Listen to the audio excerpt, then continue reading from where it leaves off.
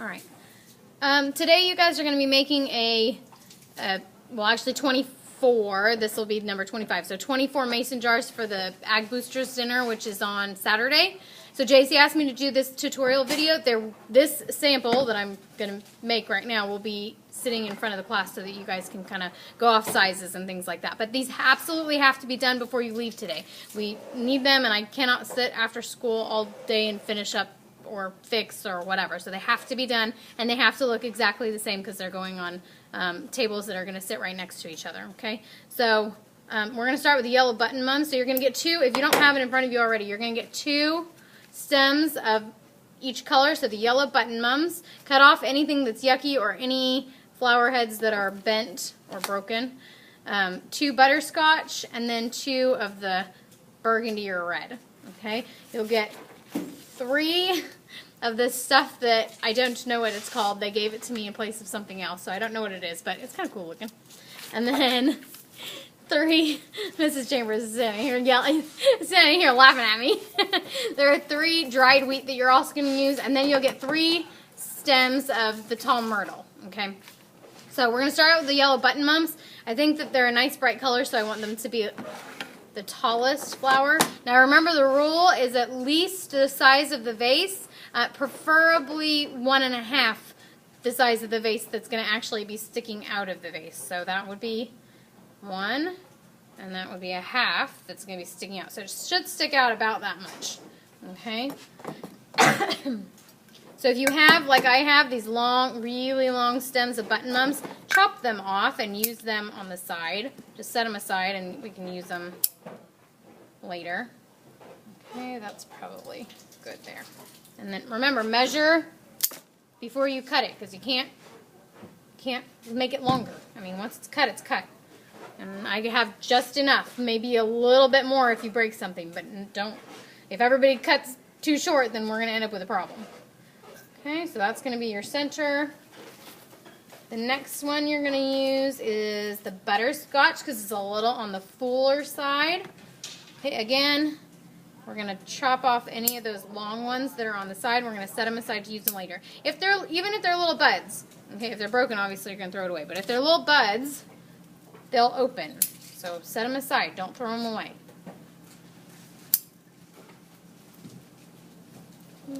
And then this yellow button mum is your tallest one. If there's a yucky one, chop it off and throw it away. And then your butterscotch is going to be nice and full, and that's going to be your second one. It'll be just down a little ways from where the button mum is. Okay. And when you put these into the mason jar, make sure they're kind of going in at an angle so you make a nice little mesh, like they are meshing or melding together.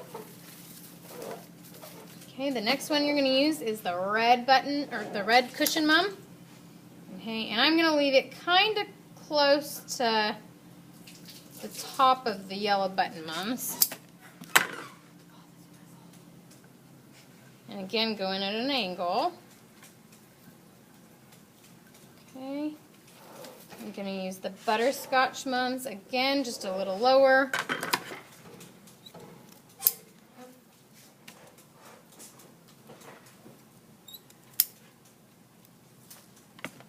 Setting aside the long ones for use later.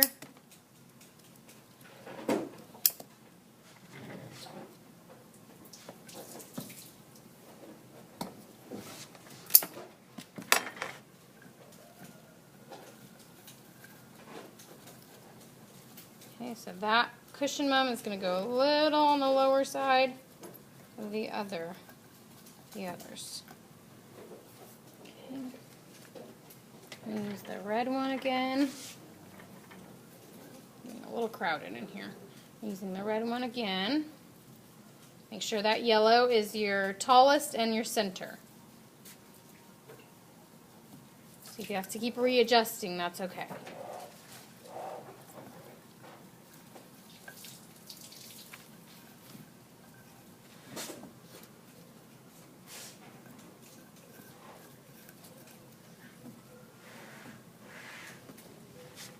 Okay, the next red one's going to be a little lower.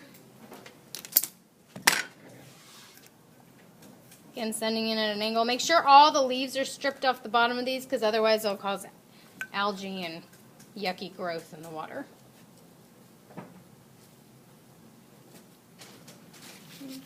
And the last button, Mom, is going to be the shortest.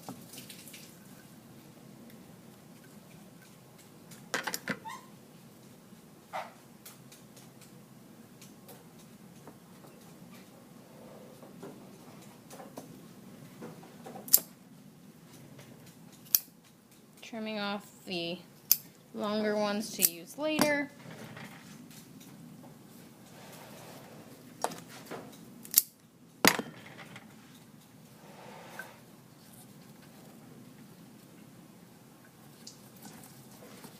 Making sure no flowers are tangled. And then going in with the tall myrtle, which again I've already stripped the bottom leaves. So make sure you have a stem there and not just a bunch of leaves sticking out, okay, or sticking in the water, I should say.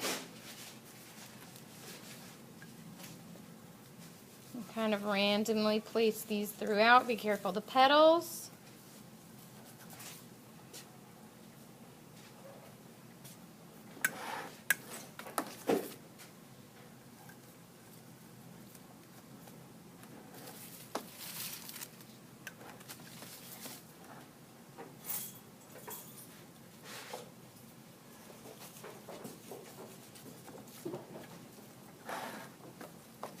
And the last piece of tall myrtle, a little shorter than the rest.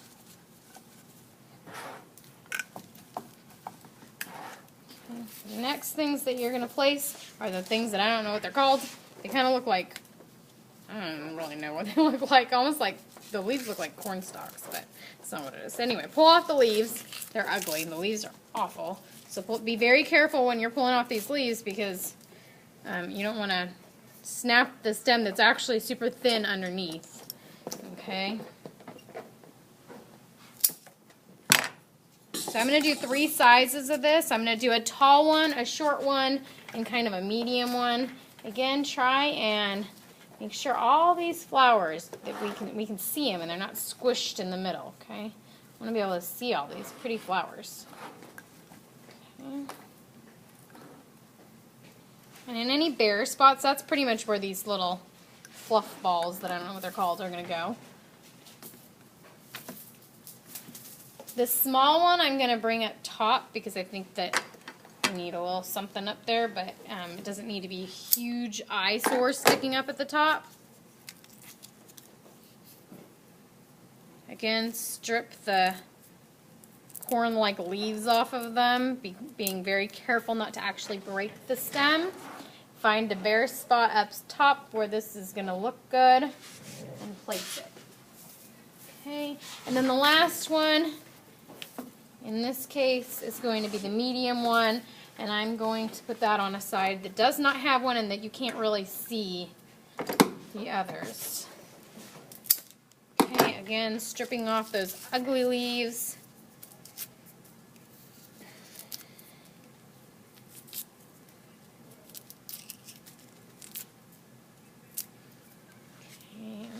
Go right there. We don't want it hanging over, so try to kind of secure it with another flower stem, if you can see what I did there.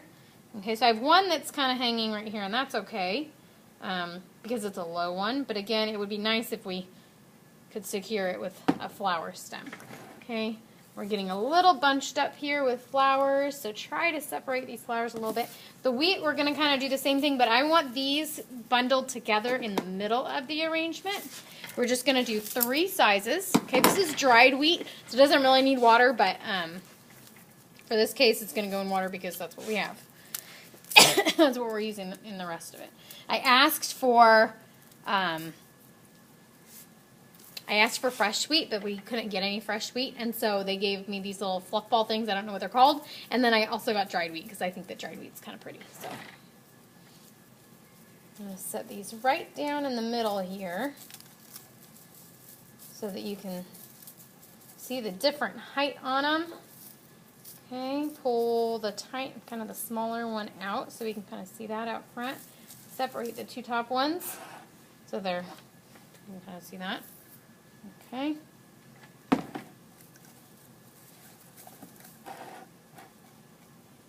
These red flowers need something to hold them kind of steady over here because they're wanting to fall. So make sure that, you know, if you need to turn flowers, then you turn them. Okay. And don't forget, we also have these extra flowers.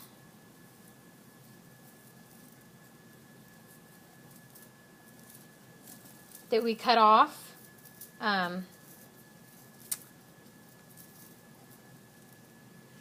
To use around the edge. So these kind of shorter flowers, place them neatly just kind of around the edge so we have,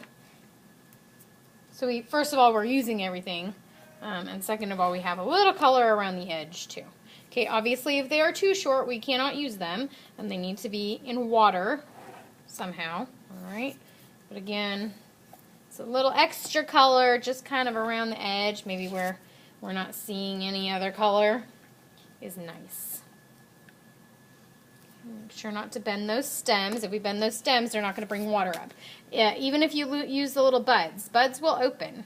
It just takes them a little while. And these are actually going to be outside on Saturday, so it'll be a while. They can open. Plenty of time to open. Okay. Put the yellows where there's not a lot of yellow. Put the burgundy where there's not a lot of burgundy. Same for the butterscotch. Okay. Find spots where there isn't a lot of whatever it is that you've got and place them. Okay, we're about done there. Alright, so the next thing that we're going to do is cut off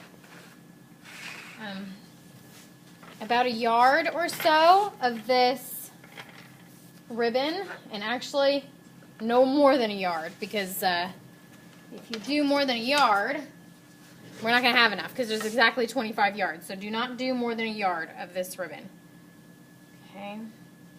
If I have time, I'll cut it for you, but the chances of that happening are slim. So no more than a yard. All right. The ends, please make sure that we cut at an angle because otherwise they're ugly. In fact, I'm going to wait and cut it until the very end. And we're just going to tie this cute little burlappy. It's actually not really burlap. I'm not really sure what it is, but it has that same type of texture. Okay, and so remember how to tie a shoe tie bow. Okay, so we're going to, if you can see this. So I've tied it in just a regular knot, but what I'm going to do is make that knot go up and down, vertical.